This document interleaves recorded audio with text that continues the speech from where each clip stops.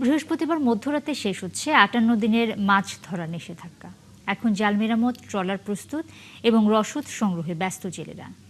জেলে ও ট্রলার মালিকদের প্রত্যাশা, এবার সাগরে মেলবে প্রচুর মাছ, কাটবে দীর্ঘদিনের কর্মহীনতা এবং আর্থিক সংকট। সহকর্মীদের পাঠানো তথ্য ও ছবিতে প্রতিবেদন। প্রায় ২ মাস পর সাগরে মাছ ধরতে যাচ্ছেন পটুয়াখালীর রাঙ্গাবালী উপকূলের জেলেরা। ঘাটগুলোতে প্রস্তুত শত শত ট্রলার।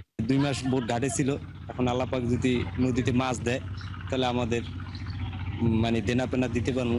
কামাই বাণিজ্যের অবস্থা যদি খারাপ হয় তাহলে আমাদের অবস্থা তো খুব খারাপই হবে। তখন আমরা কই যাই আর দাঁড়াবো আমরা নিজেরাও ঠিক জানি না। জালিয়ারা জানি শুধু জালের কাজ, এছাড়া তো কিছু আমরা পারি না। আমরা কি করিয়া খাবো? আবহাওয়ার গতিটা একটু খারাপ, কিন্তু তারপরও আশা করি যে আল্লাহর রহমতে ভালো কিছু হবে। মৎস্য কর্মকর্তা বলেন, নিষেধাজ্ঞার সময় মাছের নিরাপদ প্রজনন নিশ্চিত হয়েছে। আবহাওয়াটাও খারাপ লাগে, এখন জালিয়ারা এই ভয় ভয় করতে আছে যে আবহাওয়া খারাপ হইলে কেমনে চলবে। জ্যৈষ্ঠ মাস, বাসাতের আর পানির স্রোত বেশি। কলাপাড়ার আলিপুর ও মহিপুর ঘাটেও প্রস্তুত শত শত ট্রলার। সমুদ্রে নিরাপত্তা নিশ্চিতের দাবি জানিয়েছেন জেলে ও ট্রলার মালিকরা।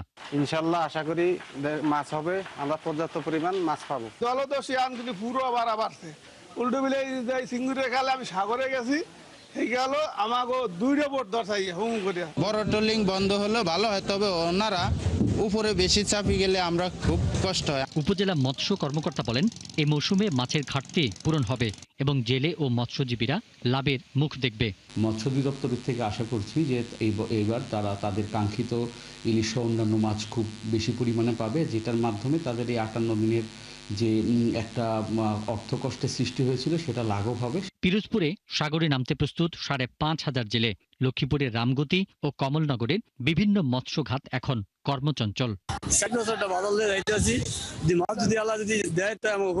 আমরা আশাবাদী মাছ পাবো, এই মাছের দাম হয়তো সস্তা হবে, এখন মাছের দাম বেশি।